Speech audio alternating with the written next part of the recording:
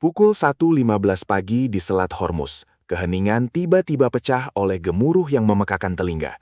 Saat ribuan target bayangan menyerbu layar radar secara bersamaan, membanjiri semua aliran data yang bisa diandalkan dalam sekejap. Di titik strategis dunia ini, kabut elektronik yang menghancurkan turun, membuat 100 juta pesawat siluman tiba-tiba buta. Iran baru saja melancarkan serangan digital yang membutakan, memaksa Angkatan Laut alaihissalam terjebak dalam pertarungan kecerdasan yang menegangkan. Selat Hormuz tidak lagi menjadi laut bebas. Di titik strategis ini, tempat 21 juta barel minyak melewati setiap hari. Satu langkah salah bisa bikin harga bensin di Florida melambung sampai $10 dalam semalam. Iran menyerang duluan dengan senjata tak terlihat, sebuah tembok elektronik besar. Stasiun-stasiun di sepanjang Bandara Bas diaktifkan bersamaan, menciptakan zona larangan terbang digital untuk mengisolasi armada alaihissalam sepenuhnya. Armada alaihissalam jam 1.17 pagi. Untuk menembus kabut buatan ini, radar P-28 Raytheon APY-1 kesulitan memetakan Selat Hormuz. Di konsol taktis, peta Clean Blue tertelan oleh badai salju kekacauan noise elektronik. Setiap kali radar berputar, bukannya mendeteksi kapal, radar malah menampilkan ribuan target hantu yang berkedip-kedip, mustahil, bergerak dengan kecepatan Mach 5 atau tiba-tiba menghilang. Mereka bukan cuma ngejamming kita, mereka membanjiri prosesor. Petugas peperangan elektronik berteriak sambil tangannya lincah menekan keyboard untuk menyaring ulang frekuensi, tapi rasanya kayak nyoba denger bisikan di tengah badai besar. Gambar medan perang berubah jadi garis-garis putih yang gak jelas, bikin armada cuma bisa menatap ke dalam jurang digital. Tiba-tiba, layar tempur Poseidon meledak dengan sinyal palsu. Ribuan target hantu menyerbu radar, bikin celah data berbahaya yang nutupin posisi asli kapal rudal Iran. Kita lagi dicekik oleh hantu elektronik, teriak petugas operasi sambil gambar medan perang P-8 berubah jadi garis-garis putih. 0122 pagi, menyadari mata-mata di langitnya sudah buta, kapal induk USS Abraham Lincoln langsung melaju ke garis merah. Kapal superkelas Nimitz seberat 100.000 ton itu masuk ke zona pertempuran. Krunya menahan napas saat serangan digital memaksa Amerika Serikat ke posisi tanpa ruang buat mundur. Kebuntuan sunyi itu berakhir, perang beneran akan segera dimulai. 0124 pagi, USS Abraham Lincoln mengaktifkan sistem katapel uap legendaris Case 13-2. Asap putih membubung tinggi saat dua F-35C Lightning II bergerak ke posisi. Mesin F-135 mengaum dengan dorongan 43.000 pound. Dengan hentakan yang bikin terkejut, katapel menembak, melontarkan 30 ton teknologi siluman ke udara dengan kecepatan 240 km per jam. Pertempuran berubah dari adu strategi menjadi penghancuran target fisik. Pukul 1.30 pagi. Menembus jaringan pertahanan udara Iran dalam senyap radio, F-35C mengandalkan kode radar penyerapnya. Tapi musuh sudah menyiapkan jebakan lain. Saat dinding pertahanan mendekati garis pantai, sinyal GPS pesawat dihantam gangguan berat dari stasiun jamming berintensitas tinggi. Posisi jadi denyut hitam, GPS hilang. Beralih ke mode manual, perintah dari pemimpin penerbangan. Para pilot sekarang beralih ke mata kedua mereka. Sistem penargetan elektrooptik buatan Lockheed Martin membuat mereka bisa melihat target lewat inframerah, tanpa memancarkan gelombang radar. Jam 1.34 pagi, pilot secara manual mengunci jejak panas dari baterai rudal bergerak Iran. Dua bom GBU-39 berdiameter kecil diluncurkan dari ruang senjata dalam pesawat. Saat sayap berbentuk berlian mereka terbuka, bom-bom itu nggak dipandu oleh satelit, tapi lewat sinar laser manual dari hidung F-35C. Meski situasi elektronik kacau, bom SDB meluncur dengan niat mematikan, menghantam baterai pantai dengan presisi sampai sentimeter. Bola api besar meledak di cakrawala gelap, menerangi garis pantai kasar Iran untuk sesaat yang singkat tapi sangat intens. 0141 pagi.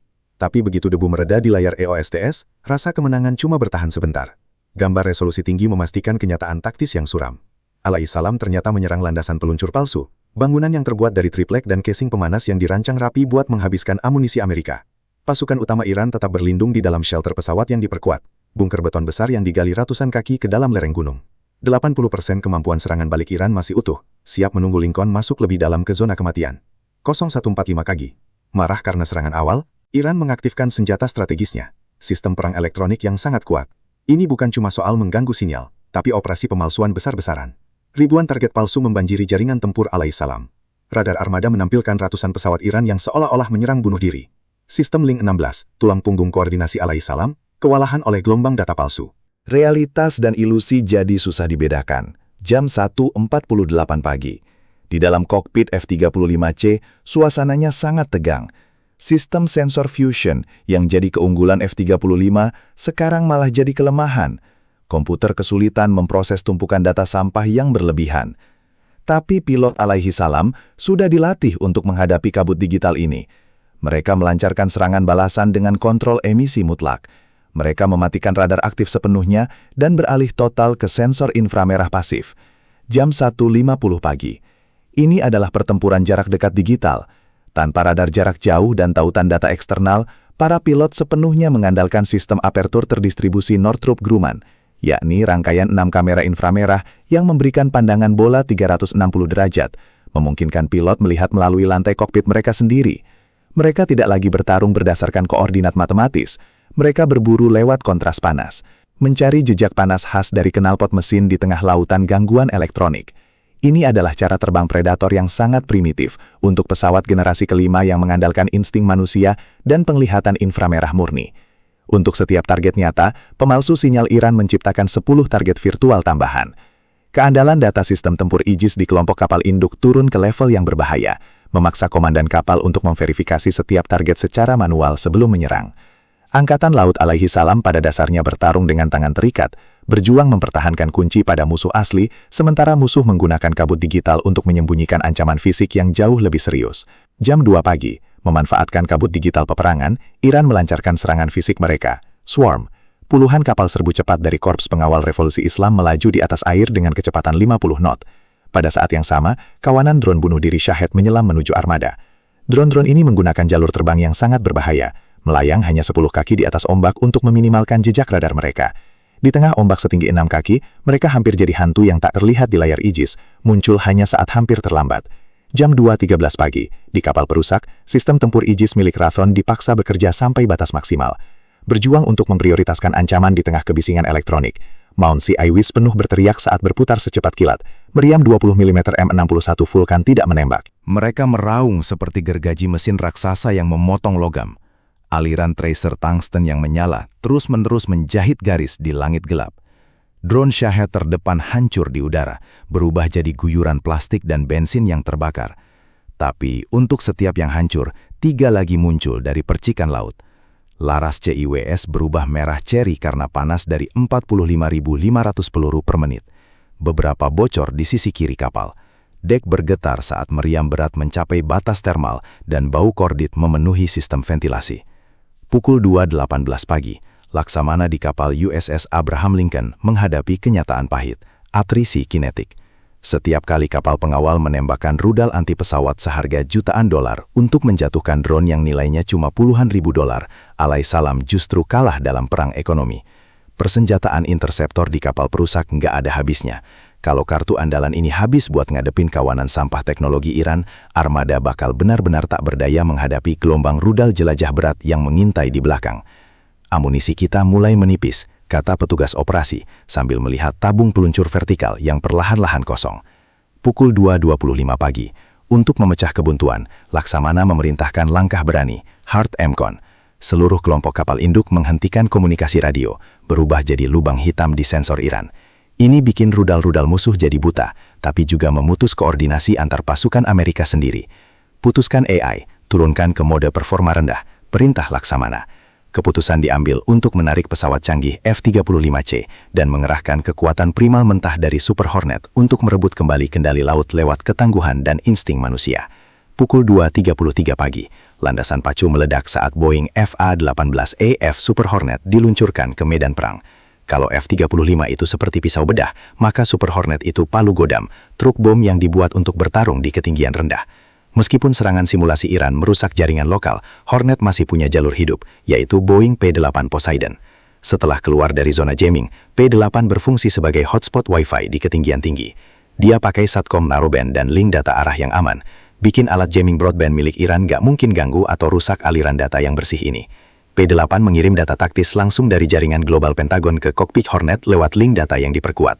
Pukul 2.40 pagi. Super Hornet menyelam ke zona serangan hanya beberapa ratus kaki di atas permukaan air. Mereka bukan lagi berperang secara sembunyi-sembunyi. Mereka sedang melakukan perburuan klasik. Para pilot menggunakan pod ATFIR untuk mengidentifikasi secara visual jejak panas dari asap knalpot kapal Iran di antara gelombang. Udara dipenuhi dengan dentuman meriam M61 Vulcan kaliber 20 mm. Dalam serangan strafe berkecepatan tinggi, Hornet menghancurkan kapal-kapal IRGC seperti kaleng bekas. Peluru penembus lapis baja membuat lubang pada fiberglass berubah menjadi pecahan dan membakar tangki bahan bakar. Pukul 2.52 pagi, serangan pamungkas datang dari APKWS. Jet Hornet meluncurkan roket 70 mm ini. Pada dasarnya, roket Hydra yang sudah ditingkatkan tapi masih sederhana, dilengkapi dengan panduan laser. Setiap roket mengikuti sinar laser dari pilot dengan presisi yang menakutkan, menyerang dek komando kapal-kapal Iran. Ini adalah pembantaian yang hemat biaya. PKWS memungkinkan Alaihissalam memenangkan perang pengurasan, menghancurkan puluhan target dengan harga satu jet tempur canggih. Jam 3 pagi, Iran membalas dengan hujan peluncur rudal man portable dari kapalnya. Langit berubah menjadi tarian kacau dari flare dan jejak asap. Namun, sistem pertahanan diri Super Hornet yang kuat dan kelincahan mutlak sang pilot membuat mereka berhasil menghindari tembakan yang datang. Mereka adalah kesatria analog yang menang hanya dengan insting murni ketika dunia digital gagal. Formasi Iran berantakan, lautan dipenuhi puing-puing yang terbakar. Pertempuran laut dimenangkan, tapi otak dari mesin Iran masih aktif di darat, menuntut serangan terakhir yang tepat dan menentukan. Jam 3.15 pagi, dengan armada Iran hancur dan laut penuh dengan bangkai hangus, skuadron Lockheed Martin F-35C Lightning II kembali naik ke ketinggian tempur utama mereka. Sementara Super Hornet memberikan kekuatan kasar, F-35 sekarang berperan sebagai serangan bedah terakhir. Memanfaatkan kemampuan sensor fusion yang tak tertandingi, pesawat tempur siluman bertindak sebagai pengumpul data tak terlihat, diam-diam mengumpulkan tanda elektronik yang tersisa dari pusat komando perang elektronik Iran. Tanpa mengeluarkan satu pulsa radar pun, mereka dengan tepat menentukan asal kabut digital itu. Perintah disampaikan langsung tanpa perantara. Pilot F-35 mengarahkan misil Raton AGM-88 HARM anti-radar ke sasaran mereka. Diluncurkan dengan presisi mematikan, misil-misil ini langsung menghantam sumber daya pemancar Iran. Dalam serangkaian kilatan terang di sepanjang pantai Bandar Abbas, jantung mesin perang elektronik Iran langsung luluh lantak. Seketika, kabut elektronik itu hilang, layar Link 16 jadi jelas lagi, dan militer Iran benar-benar lumpuh total. Hormuz menang karena pemikiran taktis yang lebih unggul. Bayangin skenario yang lebih gelap. Iran berhasil melakukan serangan spoofing GPS resolusi tinggi, mengubah realitas yang jadi andalan Angkatan Laut Alaihissalam. Di layar sistem Aegis kapal perusak Alaihissalam, kapal bunuh diri yang mendekat gak muncul sebagai ancaman, tapi sebagai kapal tanker minyak yang ramah. Karena percaya sama tanda tangan digital daripada insting manusia, sistem Aegis otomatis menambah target itu ke daftar aman. Baru ketika perbedaan visual ketahuan oleh petugas jaga, kuda Troya sudah menempel di sisi kapal. Sebuah ledakan mengerikan merobek lambung kapal perusak bernilai miliaran dolar itu, mengubah simbol kekuatan Amerika menjadi tumpukan puing yang terbakar. Ini jadi pengingat yang menakutkan, bahwa di era perang cyber, satu baris malware saja bisa menembus ribuan ton baja berlapis baja, dan menundukkan kekuatan besar tepat di pintu gerbang pasokan energi dunia. Apakah armada itu masih tak terkalahkan saat mata-mata mesinnya dikendalikan oleh musuh?